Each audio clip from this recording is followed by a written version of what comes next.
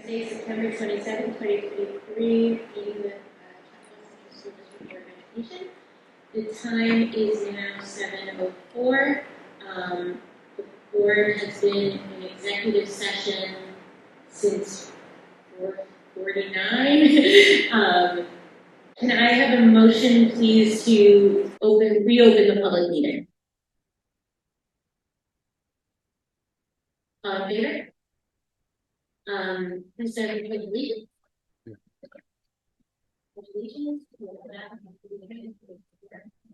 Yeah, we're good. We're good.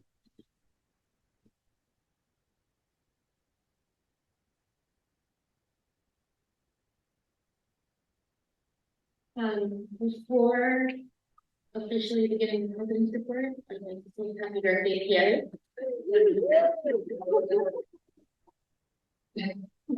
We're sorry, however. So good evening. I hope everyone's having a good week. We had the opportunity just before coming in here tonight to meet many of the new teachers who have joined our district this year, and we are very excited to have them on board. Our children are certainly in good hands. They're a wonderful group of new teachers to complement our wonderful faculty who have already been here with us. So we're really excited to have met them and to have them on board and to get to know them better over the course of the 9 years. Our Greeley and middle school open houses are this week and next week. We encourage you to go to see the schools. We encourage children's teachers and administrators, as well as the school's PTA leadership, and connect or reconnect with friends and acquaintances. Believe me, I know it's often a logistical juggle to get there, but it is absolutely worth it. A brief plug for a non-CCSD event. The 10th annual Chapter Children's Book Festival is this Saturday, September 30th from 10 to 4 in the main community parking lot.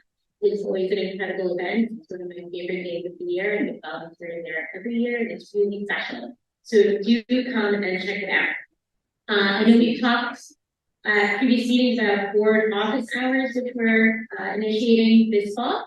So our first DOE office hours will be Tuesday, October 10th. There will be both morning and evening hours available. You will receive an email roughly a week in advance with the information of how to sign up. Just a reminder that this is a pilot program and tweaks may be made based on what's working, what doesn't work. So if it's not perfect right out of the gate, we welcome feedback, but please be aware that it's the first time we're rolling out these office hours, and it may take us a little finessing to make the concept work best for everyone. I know this seems a little bit far in advance, but the New York State School Boards Association, or NIFA, business meeting to vote on advocacy initiatives on Monday, October 16th.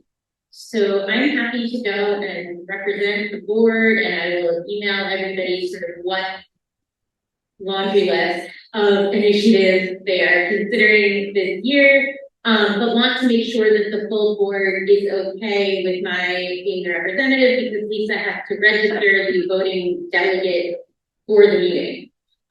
So if anybody else wants to do it, this is okay too, but I should warn you that last year was well over 3 hours on Zoom. So, and I think anybody else can jump on the Zoom and attend the meeting, but we're only allowed to have one voting delegate. So I wanted to just have that conversation and make sure everybody's okay with my volunteering to sit on this. I fully support you going forth and representing us very well. Thank you. Enjoy the day. Okay, so Lisa, I'm going to be the registered voting delegate for the NIFA meeting. And I want to end on a serious note by just saying that we are thinking of our neighbors on Long Island and Farmingdale in light of the horrific bus accident last week. We hope that the children who were physically injured recover completely and quickly, and we are sending our support to the whole community who lost 2 beloved educators. It's really horrific, and we are thinking of them. Okay. And that is it. I really Right, thank you, Hillary. Before I start with the community update, I just want to share, based on some discussions we had today, our next meeting on October 11th will actually take place in West Orchard. So if you're planning to attend, and we'll update the website, our meeting will be in that location because our kids will be presenting, and We did 2 visits last year to different buildings, Rockland and Seven Bridges, so this year we're gonna start by, being in West Orchard space for our next, board meeting, so we're looking forward to that experience. I just want to begin by highlighting 3 policies that are on the agenda tonight for first readings. And then when we get to that section of the agenda, we can talk about them more fully and answer questions. So we've been talking about a few things that have come to our attention from our community and from our administrators that we're attempting to address.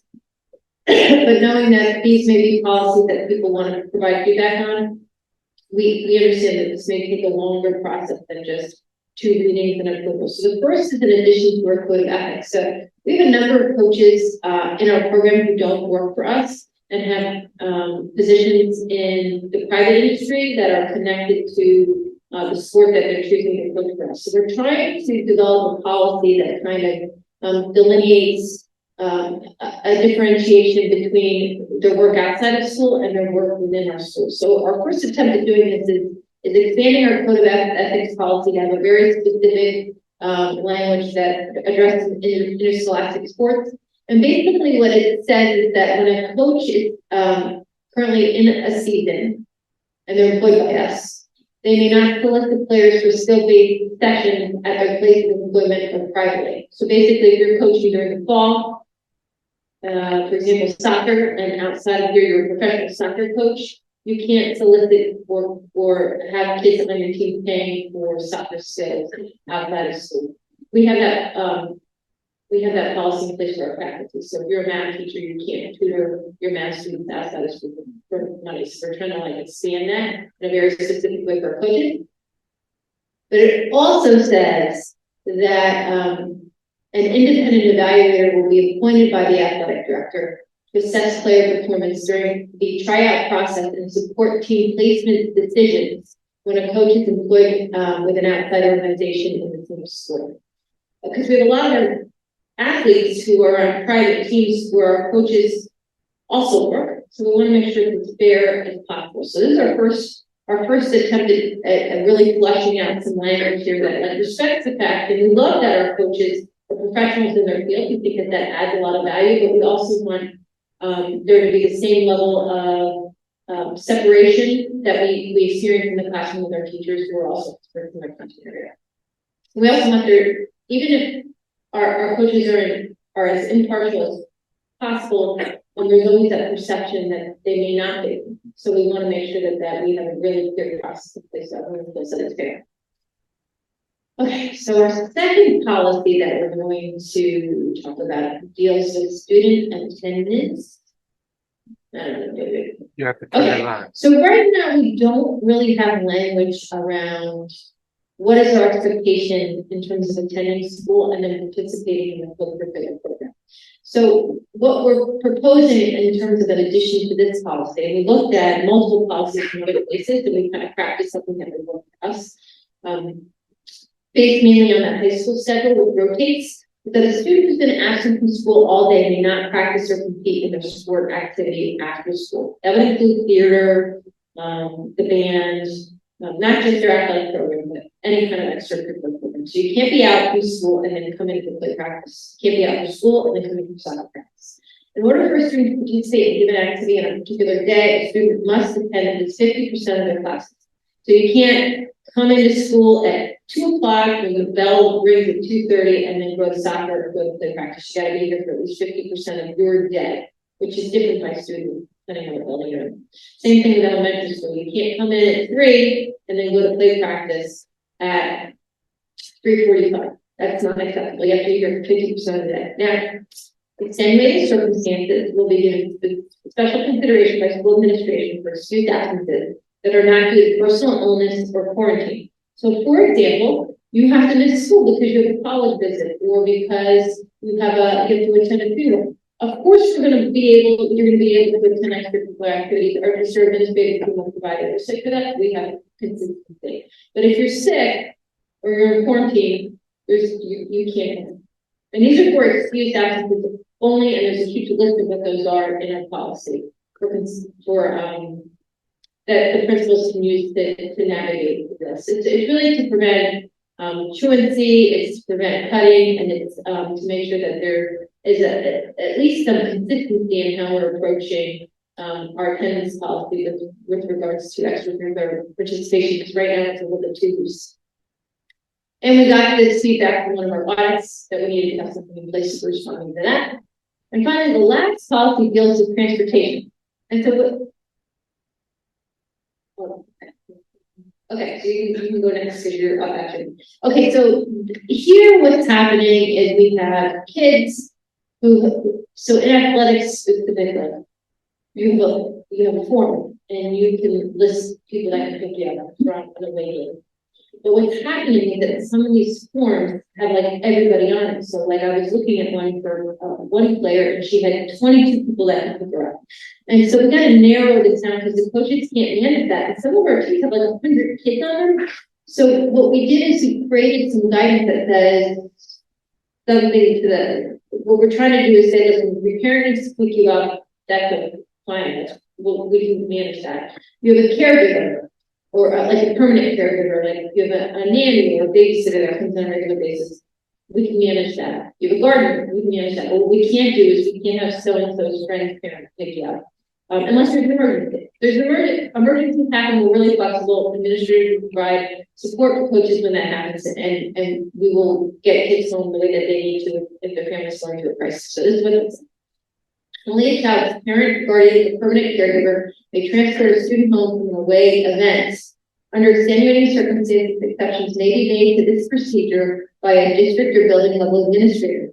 This decision will be made under emergency circumstances and will be communicated directly to the activity supervisor or coach in writing prior to the conclusion of the event. Now, I'm talking about sports because this is where it's happening most frequently, but it also happens at extracurricular field trips, particularly on the weekend. And so it's really, we just want to keep everyone safe. We want to be consistent and we want to be fair to our supervisors. And we want to make sure that our release process is really clean. And so we don't want to create a situation where it's confusing because there's 22 people on the list. And we also don't want to create a dynamic where we're making, you know, sometimes adults come to pick kids up and there's some question around that. And so when you're dealing with a parent and their own child, that's a very different conversation to navigate when you're dealing with, when compared with a parent and their own child and another child that's not their own. And so we're just trying to create some policy language that helps us support what our kids and families need, but also support a release process that's clear and consistent and fair to our coaching and extracurricular staff that can be applied across all centers. And then the last thing I wanted to do before I turn the clicker over to Adam to provide some literacy updates, I just wanted to share with you where we are with the SRO timeline. So we had a meeting, Andrew, Josh, and I met with Chief Carroll last week. And so this week he is screening candidates for the 2 shared SRO positions. And then next week we plan to have a joint interview process with some of our building level administrators. And then Chief Carroll will finish his process on his end with a target for your consideration to act on candidates. Because under the agreement between us and the Lieutenant and Captain, we need to approve these officers by resolution. So our goal is to aim towards the meeting on the 11th, but if we can't meet that deadline, definitely on October 24th. And then Chief Carroll believes he'll be able to have the 2 positions in place by November 1st. So I just wanted to share with you, this is where our timeline is right now. At our next meeting, if we're not approving, we don't have officer approvals on the agenda for your consideration, I'll update you on where we're in the process at that time. Okay. All right, so now I'm going to move it over to Adam because we have some agenda items that he would like to have here. Thank you. So I wanted to start with just a review of our literacy timeline. I'm not going to read through this, but I appreciate many of you have gone on this journey with me, attended webinars, obviously gotten my letters, etc. So this has been our pathway of communication with the staff, with the Board of Ed, updating the community, sharing webinars, sending out the recordings of webinars. We know that things are moving really quickly in the area of literacy right now, so we're just trying to over-communicate, communicate everything that we know, and we'll continue to do that. This timeline could actually be updated with today's update is our Science of Reading Teacher Task Force met. It's about 35 educators, K-8, focused on literacy and reading. And that's for the first time today, so it's exciting that you continue to meet your steering committee with regard to literacy decisions moving forward. So today we dove into a lot of the science of reading research and the pillars of literacy, which we discussed at one of our previous meetings and also discussed in our webinar. We also have the literacy RFP has been out for a couple of weeks now, and it is due on October 2nd. So I also wanted to kind of highlight for the community and also for the board that RFP is posted on our main webpage. It's also available there by the QR code, and we are hopeful that we'll get several responses, and those will be shared with the board, and the board will be part of making that decision with regard to selecting someone that can help us evaluate the functionality and performance of our reading program K6. I also wanted to share, and this is my last slide for reading update for tonight. We've secured the services of two really reputable, solid professional developer consultants to help us support literacy in the district. We're not going to contract with Advancing Literacy this year, formerly the Teachers College Reading and Writing Project.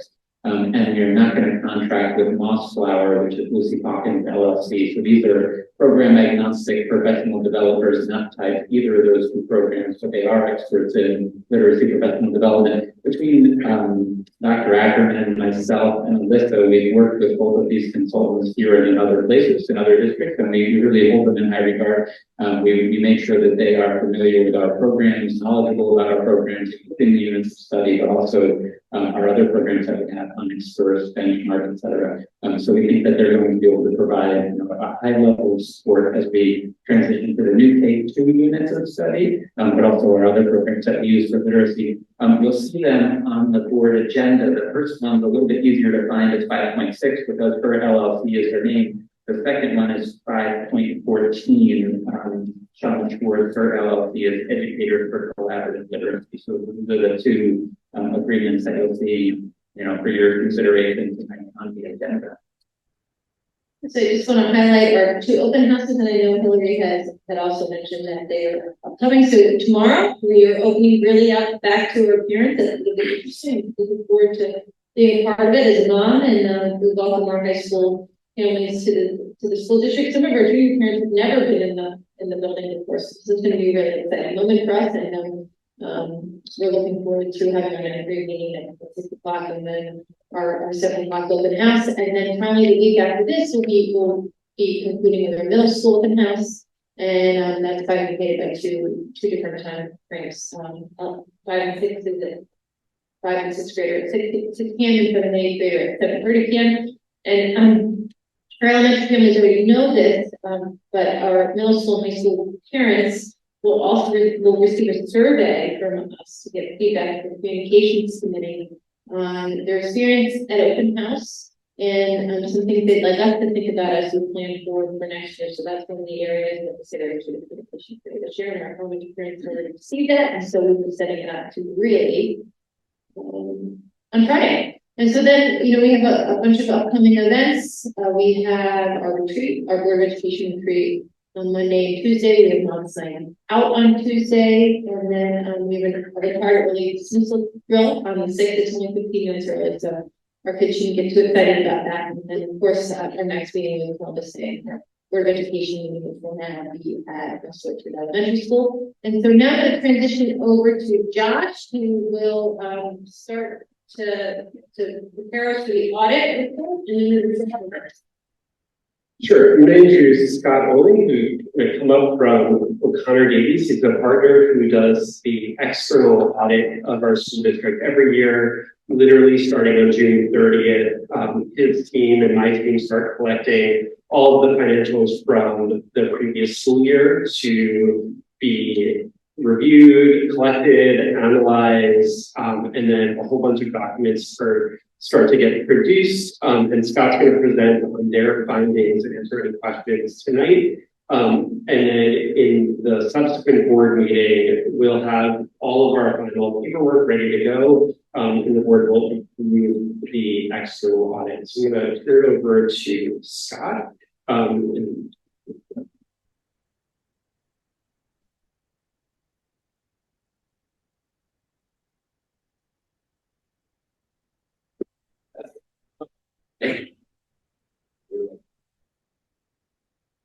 Okay. Good evening, everyone. Somebody took my thunder with a birthday. My birthday's tomorrow.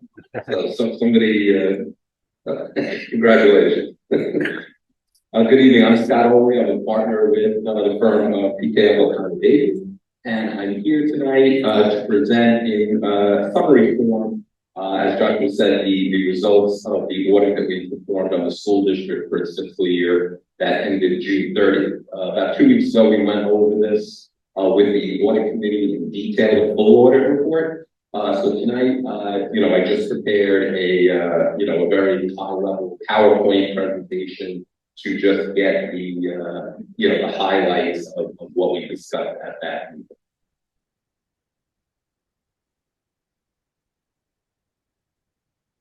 There.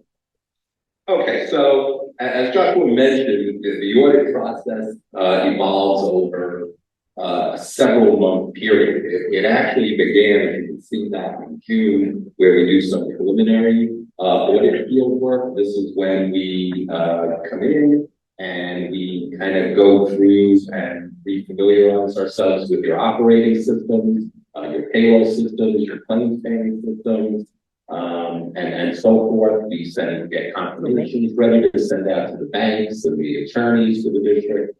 So that's what goes on then, and we do a very high level testing of these internal control processes over payroll and claims. We also review the year's board minutes, to see anything of a financial nature. And then the full press happened during the audit, which this year took place the week of July 31st. And that's when our team is in here, and Joshua and the treasurer Kathy provide us information on all your funds, your general fund, your special aid fund, all your grants, your capital project fund, and your school lunch fund. And we go through that. We have a lot of questions. And from that audit, we generate a financial statement. We then, as I mentioned, held a post-audit meeting to discuss the results of the audit. That happened a couple of weeks ago. And now issuing the audit report to you, which you then have to upload the information to the New York State Education Department. And eventually, once you accept the audit report, that acceptance also has to be uploaded to the state board.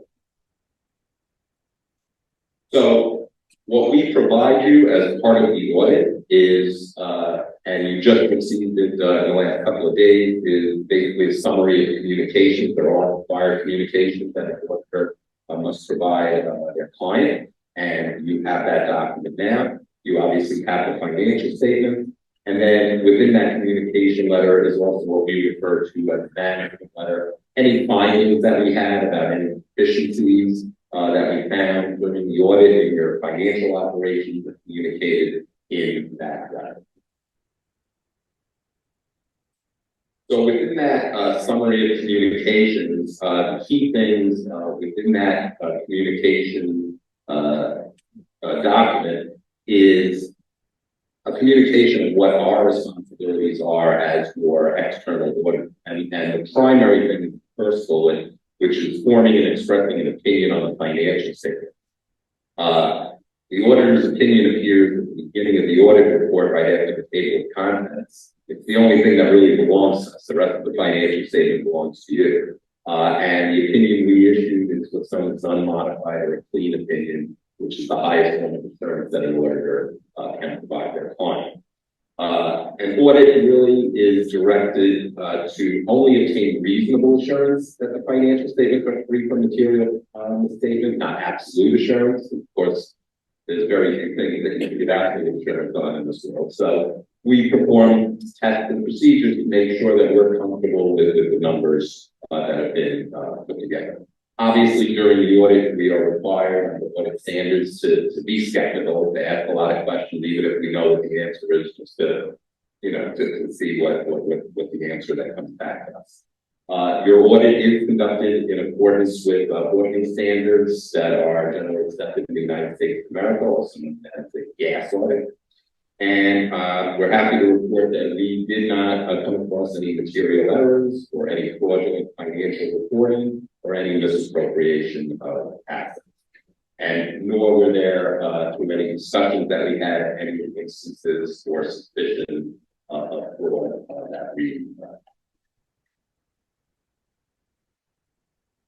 Your responsibility, management, and the board is that you design and make sure that procedures are in place to make sure that the systems that are operating, whether they're payroll systems, claims paying systems, cash receiving systems, that they're done in a proper and prudent manner, so that the numbers that are generated from the system are good numbers. And we did not know any material weaknesses in any of those processes. You have a ton of laws, regulations, contracts, grant agreements that you are required to comply with. And certain things we test for those and make sure that you are compliant, especially with federal grants. There's a lot of estimates that are made in anybody's financial statements. Not everything is cut and dry. So we review the key estimates that are made and make sure that they are reasonable to your financial. And I'm happy to report that because of the folks you have in the finance office, Joshua, Kathy Lynch, we did not make any audit adjustments or significant audit adjustments. So the numbers that were provided to us at the beginning of the audit are the numbers essentially that are appearing in your financial statement.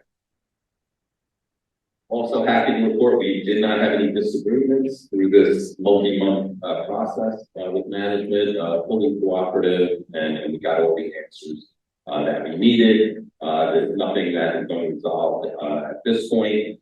And of course, as your auditor, we have to, let you know that we are independent with respect to the school district.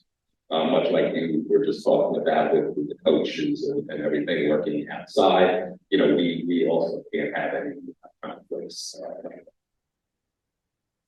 So now let's get to the numbers. This is a very, very high level summary of your financial information. As I said 2 weeks ago, we went through this in detail with the members of the audit committee. So from a very high level, the top part of this chart shows the revenues that support the school district's operations.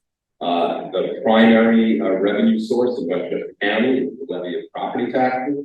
And you can see that you had a budget estimate of approximately $114.7 million, and that's what you received, because all the school districts in Westchester County are required to be made whole by the municipality, the town that collects the property taxes. So you get all your money, whether they collect it or not. It's their problem to go after folks who don't have it. Other tax items, STAR portion of the property tax levy that comes to the school district from New York State. Some homeowners get STAR directly from the state based on their income level. If your income's too high, you don't get STAR at all. But these are STAR payments that came directly to the school district because they were credits on certain homeowners' tax bills. State aid is your state aid allotment of your foundation aid, excess cost aid, building aid, transportation aid, textbook aid, all those kinds of things. You had estimated that would come in at about $10.5 million. And the good news is the district received about $11.5 million. And then I have a catch-all category here, which is detailed for the audit report, which is called Other. And the good news here is that in all the other categories, you took in about $4.2 million compared to a budget estimate of 2.8. You came in about 1.4 million better than budget. The primary driver on this line was interest rate. Of course, when the budget was adopted a year ago, interest rates were still near zero. And now, a year plus later, they're much higher. So the district did generate significant interest earnings this year, which generated that budget surplus. In the middle of the page, you have your expenditures. And you can see that the original budget anticipated spending for these various categories of about $134.1 million. The budget was revised during the year as additional fund balance was needed to do certain unanticipated things. So the budget was revised to about $135 million.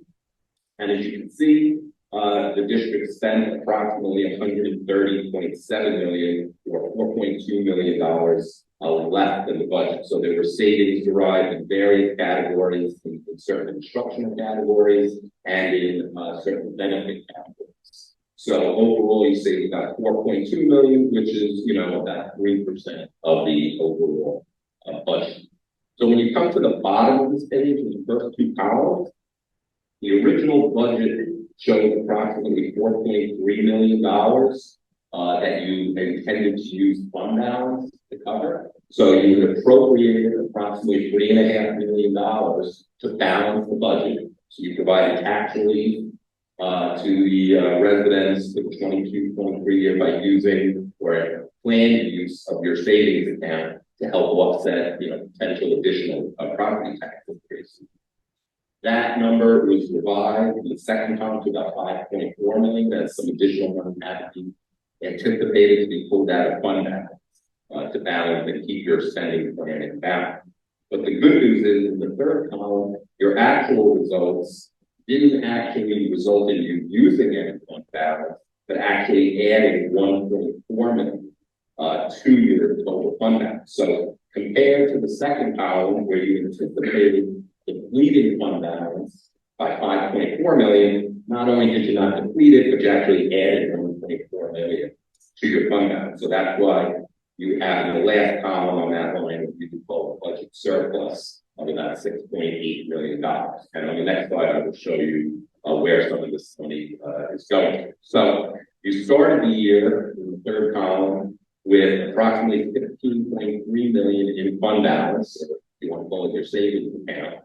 And so adding 1.4 to that, you ended the year, as you can see, with just over 17.8 million in total fund. So on the next slide, we show you where this result, the 17.8 million is the second number up from the bottom. And what fund balance is the difference between the district assets and its liabilities. So at the top of the page, the district at June 30th, this is a snapshot income as of that day, had $28 million in assets, mostly in cash of $23.9 million, and all the district's cash is in FDIC insured banks, and any amounts in excess of the standard FDIC coverage, the banks are required to provide collateral to secure those deposits. Which they do, and we check. You have various year-end receivables that are due, primarily from New York State or other school districts for services that you performed and you billed for, and they just haven't paid yet as of the end of the year. Then in the next group, you have your liabilities. You have normal year-end accounts payable items, 2.3 million. You also have money that is owed to the retirement system at the end of the year, $6.7 million. That is primarily monies owed to the teachers' retirement system. The teachers' retirement system bills all school districts in the fall based on the salaries that the certified staff receive, and it's multiplied by a statewide rate, which this year is 10.29% of payroll. So every dollar that you pay a certified teacher, 10.29 cents have to also be paid to the pension system. So those are your liabilities, and now you have your fund balance, which balances off the assets and liabilities. So again, the second number up at the bottom is 17.8 million. That's your total fund balance, but it's broken down into these different pots, I can call them. The first one is non-spendable, 542,000. That number matches the last number in the top part of the sheet. You prepay certain things like health insurance that you have to make the payment in June, but it's really for July. And so it's not an expense of the current year, but because the cash goes out the door, we take that out of what's available for you in fund balance because you can't spend it because it's already in there. Then the big portion of fund balance is restricted. So these 6 restrictions are all restrictions permitted under either general municipal law or education law, but none of these can be established without board approval. So you're approving them in accordance with the state guidelines on each of these reserves. So you have 7.7 million of your fund balance restricted, 2 million restricted to fund any tax certiorari refunds that have to be made. And, this is a commonplace thing in Westchester County. There are a lot of tax certiorari payments that school districts have to pay out, and districts that don't have reserves like this end up having to borrow and go into debt to pay them. So you have a pot of funds here that, you wouldn't have to go out and borrow if there was a substantial certiorari payment that is due.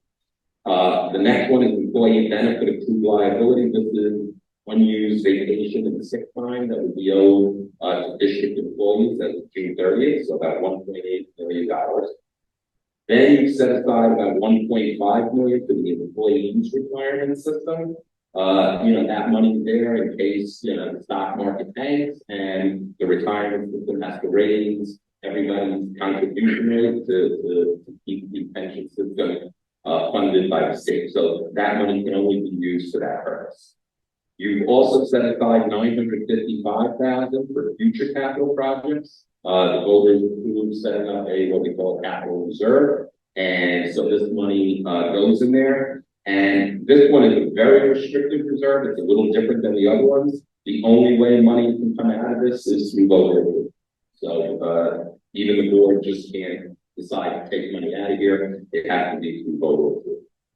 You then also have $955,000 set aside for debt service on borrowed monies. This money has to be used to offset principal and interest payments, and then various other restrictions that total $520,000. So total 7.7. So about 40% of your total fund balance is restricted. Then you have money that's assigned. Encumbrances are purchase orders, things that were intended to come out of the 22-23 budget, but they weren't finished by the end of the year. But because in school districts appropriations authorization lapses on June 30th, the only way to keep that authorization, because it was authorized as part of this budget, was to roll these purchase orders to the current year, 23-24, so that the business office has authority to finish paying off those bills. And then, similar to the prior years, we did give back $3.5 million in property tax relief for the 23-24 budget. So if you look at the 23-24 budget, the spending plan, what you plan on spending is $3.5 million more than the revenues that you plan to take in. So you have a savings account here, and you have, chosen to give back $3.5 million in tax relief, because otherwise you would have either had to cut spending at $3.5 million or increase property taxes an additional $3.5 million, or some combination of the two, somewhere in between. So this is a large amount to appropriate on this side of the budget. So it really does require managing your resources well, so that just like we saw this year, we planned on having fund balance go down, but it went up. That's what you would need to do to replenishing this $3.5 million. So when you take all these pieces of fund balance off the table out of the $17 million, what you're left with is this $5.3 million, which we call unassigned fund balance. In the full report, there's actually a page that's required that tells you, and it's in the full report on page 867, New York state law limits the amount of unassigned fund balance to 4% of the budget, of the next year's budget. So your 23-24 budget was approved at $138.2 million. So $5,398,000 of this fund balance represents 3.9% of that budget. So you are within the limit that New York State allows school districts. So you're basically at almost the maximum that you could have in unassigned fund balance, which is a good thing. The district is in a very healthy financial. So I was mentioning before, as I come to the end here, my management letter comments that we included in the management letter are really two very minor things of a district of this size. These are extremely minor things. You don't want to see what I have at some other school districts. The special purpose fund is kind of like not a trust fund because they're not officially trust, but when folks make scholarship or memorial funds available to the school, we just noted that within this fund there are 8 of those that didn't have any activity for the year. So we just want to bring that to folks' attention to make sure that if the funds to be used for their intended purpose, they should be.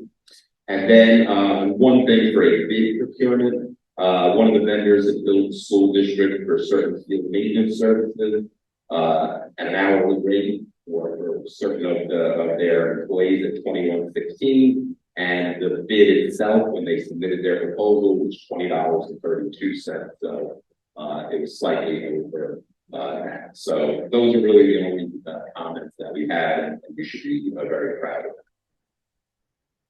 So just bringing this to conclusion, as I mentioned earlier, we've issued an unmodified or clean opinion, which is the highest form of assurance that we can provide. And for a client, we noted no material weaknesses in the processes that the district has in its finance office.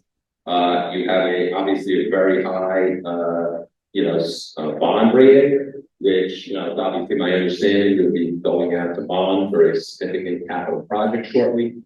And having, good financial position and having, a AAA rating will help you, with the interest rate that you have to pay on those bonds. Obviously, interest rates are higher than they were, a year ago, but you'll still be at the low end of what the current interest rate structure is.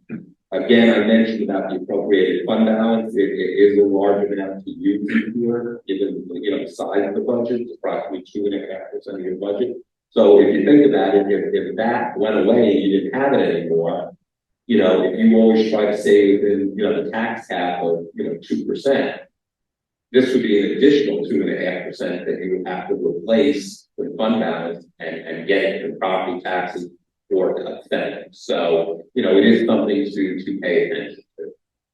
And GASB 96 was GASB is Governmental Accounting Standards Board. They set all the rules that all governments, including school districts throughout the country, have to follow. This year, all school districts were required to implement the provisions of GASB 96 for subscription-based information technology arrangements. That's basically IT software, cloud software that you essentially leasing space on the cloud. If the amount is significant, you're supposed to report that future liability, enter into multi-year agreements for IT-related software. We deemed, based on the information we had, that it was not material, so we did not implement it. And with that, that's all I have, and I'd be glad to take any comments or questions.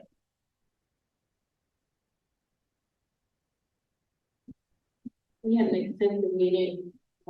We actually have 2 meetings on the audit. So just so the community is aware, this isn't the first time we've heard of and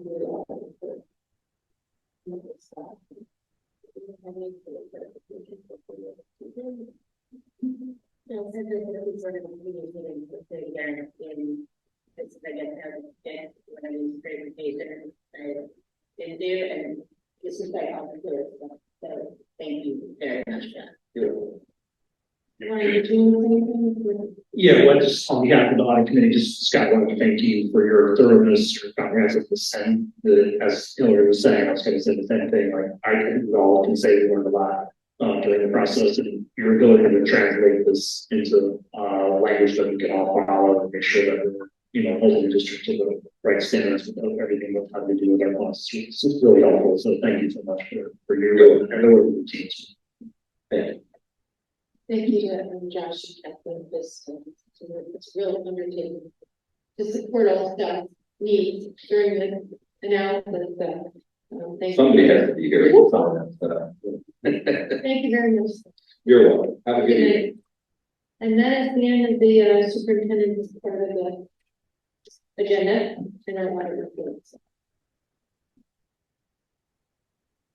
Okay, great. So that brings us to committee reports. Okay,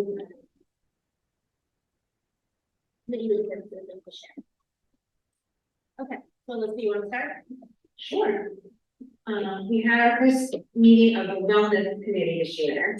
And, just want to tell you about our goals that we set and some things that we're working on. First of all, we're rolling out food tastings to all of our schools. It's gonna start in October and November. And it's gonna be butternut swamp soup. So all parents out there, keep a lookout for that. Get your kids to eat some soup.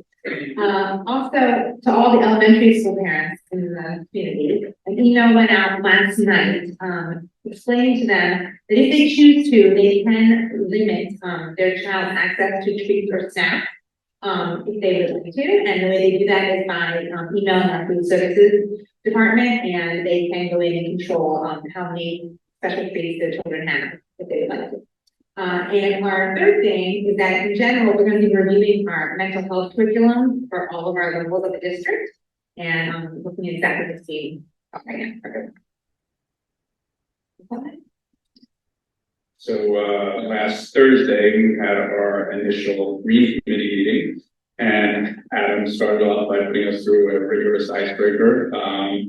And the irony was not lost that I had to start the meeting from my gas-guzzling SUV after dropping my daughter off at dance. So I apologize for that, Adam. It was driving me crazy. But we have a lot of exciting projects surrounding sustainability, led by Dr. Pease. Obviously, electric busing is in the pipeline. This is something that's going to be an extensive project that the district is going to need a lot of help with, obviously. But this is something that's certainly in the pipeline going forward. But really, I would like to appeal to our youngest community members to get more student involvement. We have community leaders, we have myself, we have Dr. Pease, administration and teachers, but we really would love the fresh perspective of our youngest community members to sort of help us out through this process. I also, with that being said, I have a little boosters update. I just want to acknowledge and thank Julie Fowler and all of the boosters, athletic director Block. I think anybody who was here really over the weekend, during the week, and for Friday night's homecoming, you can feel the energy in the air. I'm a big believer in interscholastic athletics, and the support and the energy that was around the entire homecoming weekend. And the football game, varsity football game on Friday is sort of the pinnacle of that, but the entire week, Julie and her team were supporting all of our teams, both boys and girls, and all their sports. And I think it was a really special week, and sort of the reason why people hold really to the standard that they hold to. It was really a lovely time. I brought my two kids, and I think it was, you could really feel the energy here. And I want to just thank Julie and everybody who contributed. Okay, we yesterday had our CARES kickoff, and again, like these committees were doing kind of goal setting for the year, and what we settled on was that kind of the two-part communications there out of the work, which is what CARES for those of them. One focused really on the adults in our communities, which are parents, to help make sure that they understand what we're doing and why.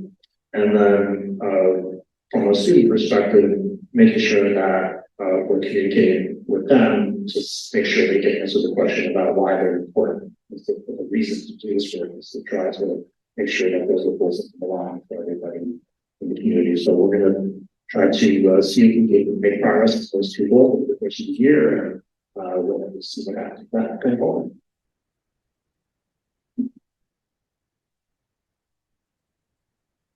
We did have our policy committee, but we are going to talk about it in our next section. So, yeah. Okay, that brings us to the public comment period. We welcome public comment. During Secretary Judge's time, we ask that you limit your comments to 3 minutes. Board members may be contacted also via email or phone or dial-in. After the public comment period has been completed, board members may have discussion among themselves regarding the comments presented. And I just want to remind people to please not use any personally identifiable information about your children's group.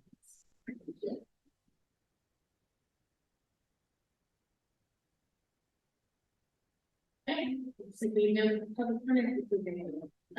That brings us then to review application. Okay.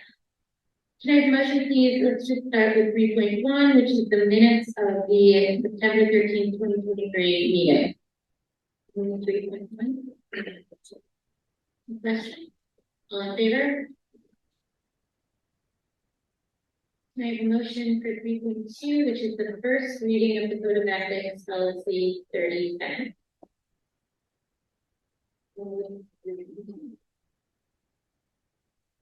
I'll second. Can we, is there any chance we can bring it back up? David, can you bring up the community update? We're just gonna go back to that. The second slide. Yeah.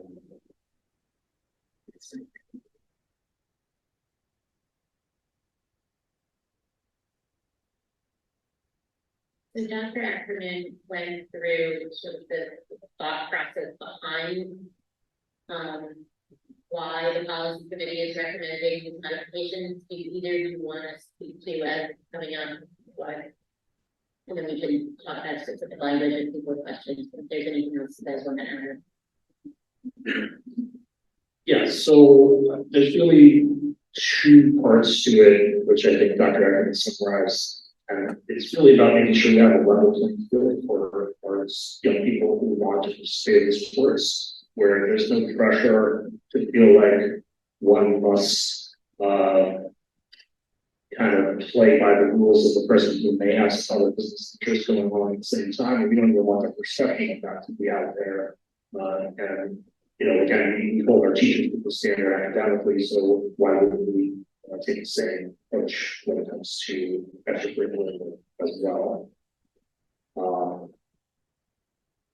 think that would you say anything more, Kim? I think what we said earlier too, it's not just for our students, student athletes, but also, the coaches could be very honest and earnest about trying not to be biased, but the perception is there that there's a conflict. But it seems like there's a conflict. And I think it'll be helpful for teachers as well as also give opportunity to students to not feel like they're missing out on something, whether it's for financial reasons or just other resources for getting there. Some people don't have that kind of transportation of it. And also, we've used third-party evaluators before. We're just trying to formalize when we would do it in a way that everyone can come much of that. So that's one of the benefits of changing the policy, right?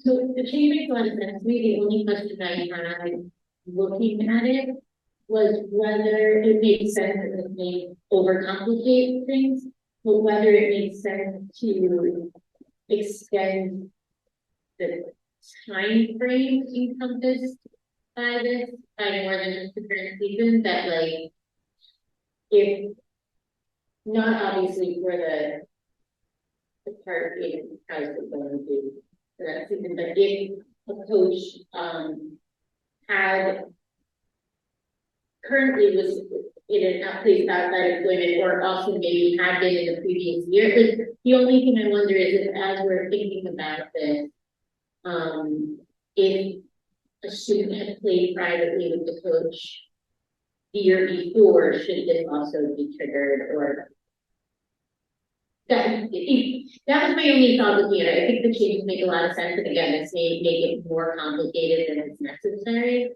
But it was just understanding what you're trying to accomplish and eliminating that perception of bias. I wonder if that would still be in place if the kid had played private baseball or whatever with the coach the year before, even if they weren't doing it then.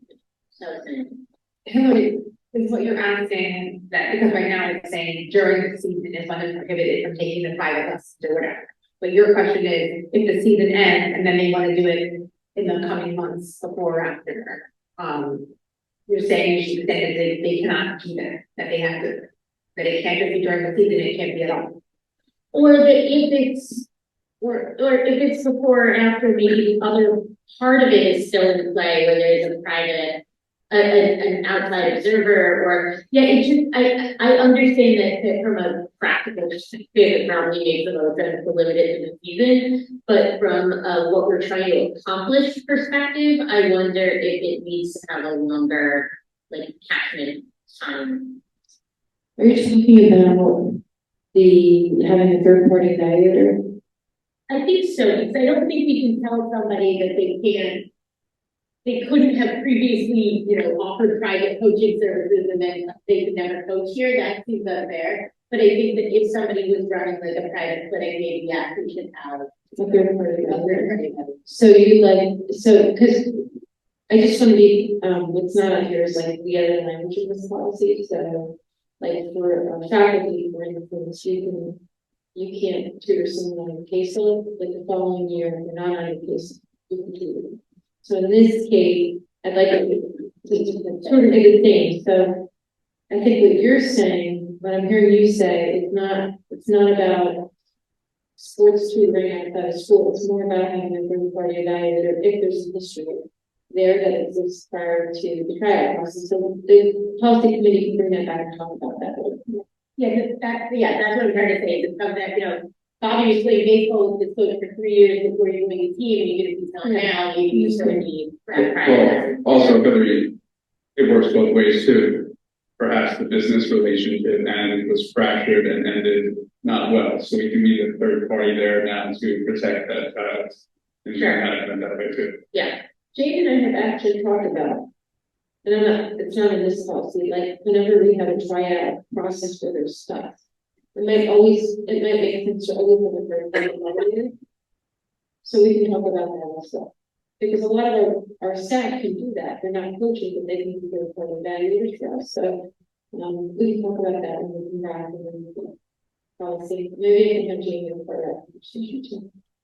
And then I'd like to say, if there's any feedback from the community on this, they should email the board and the policy committee will talk about it. Or they can email me and I'll share it with the policy committee. Anything else about this? We may have to go a little bit further than this because Andrew and I are dealing with some issues that aren't directly addressed in this policy but that may impact some of our thinking around what it is and isn't okay for some of our support staff to have positions with private companies outside the school day that like extend their time on the caseload. So we may have to come back with some additional language. But we can do this. Okay, so the next one is sorry. No, that's it. That's done. Okay, next one, we're going to go to student attendance. Are there any questions on this? Right. Sorry. I'll move frequently policy 15. Okay. Jay, you want to summarize this one? Like thinking about it? I think myself included, even in the early ages, if your child plays a sport and they are not feeling well in the morning and might not go to school, but they run around the house after lunch feeling much, much better. And you're like, okay, why don't you go to soccer practice? You can't do that. There's so few kids where we need this policy in place for them, but for them, we need to be able to connect to some language to help support what we need to do here, particularly in other schools to encourage attendance and to encourage students to engage with our administrative team to help support them with certain stuff. So, in the audit, we need to And this is pretty standard. I think a lot of districts have something along these lines. So I was actually surprised to find out that we didn't have something. Have to see those. Yeah, I thought it was already able to. Yeah, it's as flexible as it can be, with the understanding that there's like a consistent application that there's very good conversations that I have with some kids because most of our kids tend to school where they're supposed to be in and they go to their extracurricular activities. So I think just like the previous policy, I think we just want to align all of our thinking in having high standards, not just for the high school kids, but all of our students, right? And not just our students in the classrooms, but out there being student athletes. Whether you're a kindergartner, playing football, or Or even. Well, and I think it's also going to be helpful, on the lower grades for non-district run activities. I mean, I remember when see every legislature, the were on the absolute list of kids from back at 3 o'clock. So I think that having this policy will also help non-district staff who need to be able to implement it. So that's Okay, so then our last one is on this transportation issue with the Yeah, I'll move this one.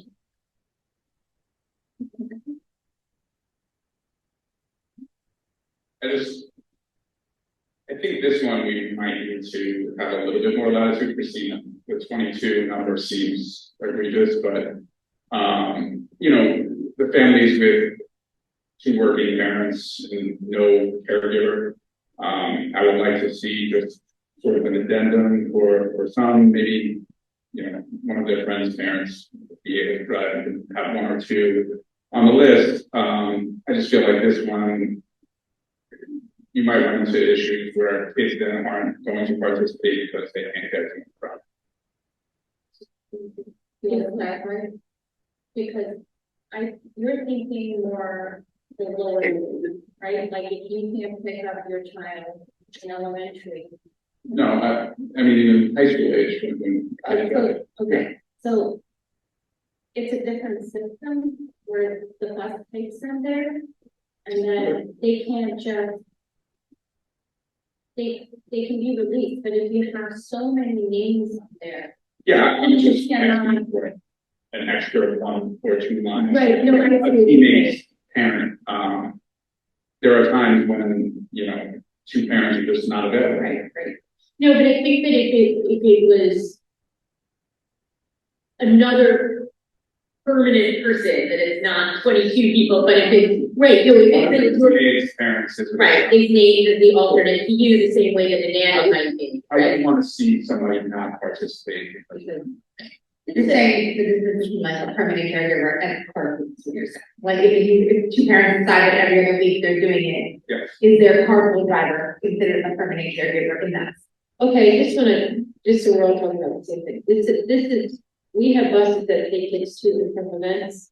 This is kids not riding on the bus at the community way events. So like, you come back to high school, whoever's driving, who's driving, not in that. This is like, you're at we're guests in the place. Right. We're trying to pack up and leave.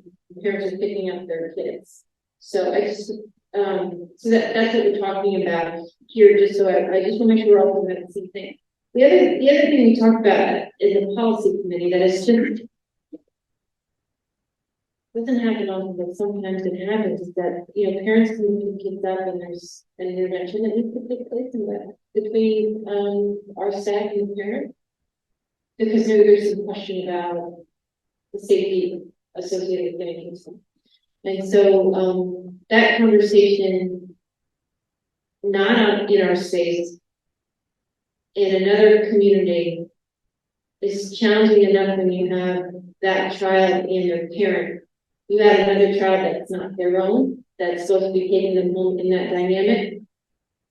It becomes really complicated. So that was just another thing that we talked about, but we can revisit whether or not it makes sense to extend this a little bit further, not based on your final feedback in the process. I think what I'm slightly concerned about is in line with what Matt said is if you have, let's just look at it, a team of 10 kids, and 9 of them, a parent is picking them up and driving them home from the away game or whatever it is. We don't want that 10 kids not on the way home because they're taking the bus back to really, and nobody can get them from really. Like that, I think, is where if there isn't necessarily a parent who can pick the kid up and they need the carpool, the fact that they can get the bus back to really doesn't necessarily. So I don't think we need to like extend this by a lot, but I think adding the And ability. remember that the cost doesn't stop your carpool friend from picking this person up at really upon return. Right, but if they've already gone to the away game, then you're asking them to then come with us secondary. So I don't think we could extend it a lot, but we may want to give the latitude for one like permanent sub or whatever to be able to pick up. So we can bring that back and talk about it, and again, if there's any feedback, the community, they can email the board, they can email me, I would share the board and the policy. So. Okay, thank you for that. And then, I recommend 4.1 instructional as presented.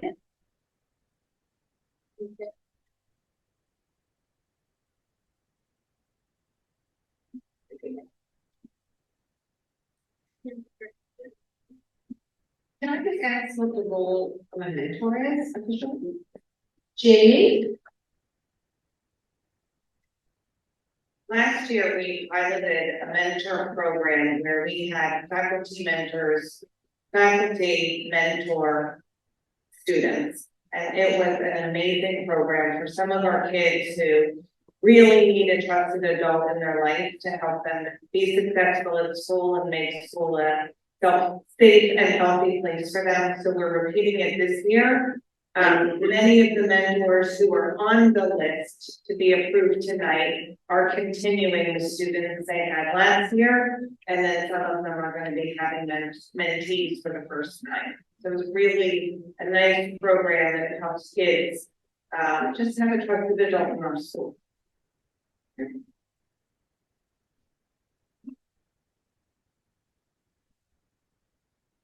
Any other questions or concerns? All in favor, please say aye.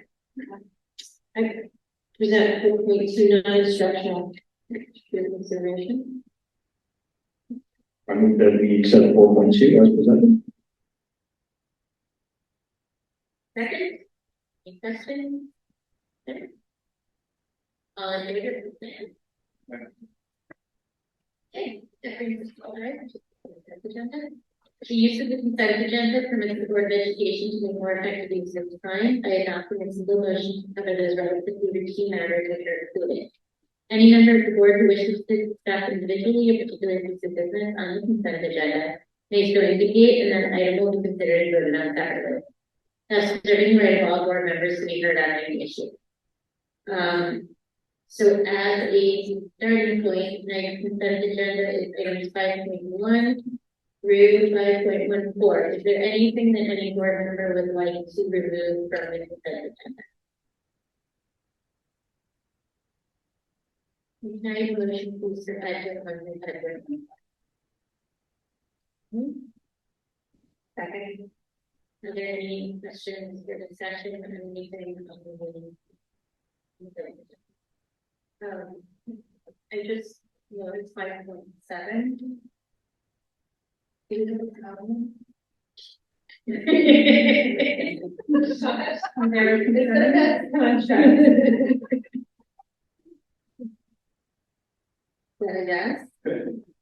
Maybe you don't have a problem because we keep getting people to come in. Just gonna say, we have a contract with the company that's pretty diligent, and when we call, they come and they do proactive care throughout the school district. Okay. We have some experience and I can't. Okay. I have another question for Josh. Can you just, so everybody understands, with 5.4, obviously the roofs are a part of our, bond that we went out for. Can you just explain to the community why this is on here and not? Yeah, so the Seven Bridges roof is part of the bond project that the community voted on. With the rain this summer and over the past weekend, there have been significant leaks in leaking into the gym floor and potentially warping the floor as well. So we made the determination along with our engineers and our architects that if we can declare it an emergency, and it rightly is, it skips all of the approval process for this roof so that we can repair it so we don't have continuing down into the floor in the Seven Bridges gym. And so obviously we are, paying for that now, we anticipate paying for that later. Is there the ability then, once we have the bond money to move any of that funding back? Yeah, so we do have a bond anticipatory note that we will be paying for the roof out of. So there will be no additional expenditures either out of the general fund or the capital fund. This will be coming out of the bond fund that the voters approved. Okay, great, thank you. Do we, Josh, still on the group, do we have any other schools with incentive? No, because I mean, it was in the bond, so they're, There's that rating. Yeah, I think, I'm thinking. Yeah, so this roof was a known issue that they were sealing up and trying to prevent further leaks from. When they did the inspections of all the other roofs, I asked this exact question. They said there's no roofs that currently pose immediate issues that over the next 9 months, while we're waiting for the approval to do it this summer, that should have any issues. Maybe it'll stop raining. Yeah, I'll need your name. Any other questions? Adam, on 5.6, you said Gabby Gilbert is program agnostic, and there's sort of no affiliation here that they're affiliate free, they're sort of gonna give it a fresh look. Okay. Can I ask, the two consultants that we talked about, those are coming to do professional development, as opposed to the RFP, which is a separate thing about looking at the literacy program. Yeah, that's right. In the past, for many years, we've contracted with the Teachers College Reading and Writing Project for BOCES. We've been able to contact with them directly because they're the authors of our, units of study. Because of that shift, that program is evolving in terms of Teachers College Reading and Writing, and then changing their name, and a lot of turnover in their staff. We weren't really sure of their capacity to be able to provide the professional development. We weren't sure where we would be going with regard to that audit. So we felt like it was important just to be able to find outside organizations that we knew were reputable, that we've worked with in the past, and that would be able to meet our needs without being connected to some of that kind of instability attached to that restructure that's happening in Teachers College. It may be the case, that they still have offered options for us to be able to go to their coaching institutes. They have professional development support, not only around units of study, but around being a professional developer and teacher coaching, things like that.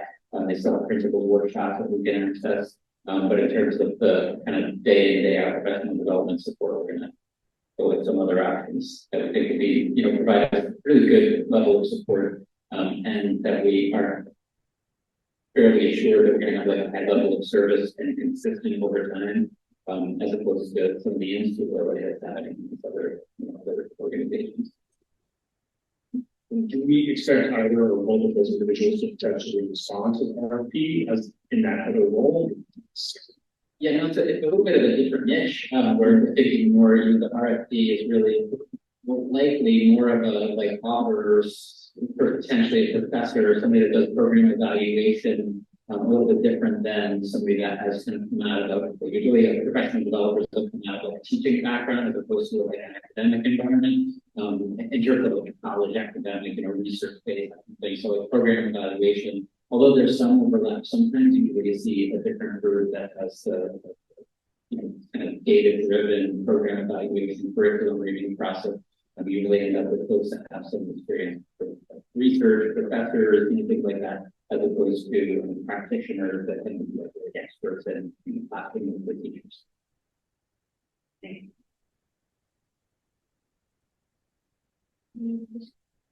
then all in favor, please say aye. And 6 is. No, we have nothing under 6. We have nothing under 7. Okay. All right, that brings us to financial. Okay, I will move items 8.1, 8.2, and 8.3, which are acknowledging receipt of the treasurer's report for August of 2023, acknowledging receipt of the revenue status report for August of 2023, and acknowledging receipt of the appropriation status report for August of 2023. You have a second? Questions or concerns? All in favor, please say aye. That brings us to notice of future meeting. Our next meeting, which is now going to be as a reminder at West Orchard, will be on Wednesday, October 11th of 2023 at 7 p.m. And after that, the next meeting is Tuesday, October 24th, also at 7, which will most likely be at Roaring Brook. No, that's the next one at the West Orchard, right? Okay, we'll keep you posted. Hang tight on the October 24th. But Wednesday, October 11th, we will be at West Orchard, and we'll let you know then what we'll be doing the following week. Okay. Can I please have a motion to adjourn at 8:19 p.m.? Sorry. All in favor? All right, we are adjourned.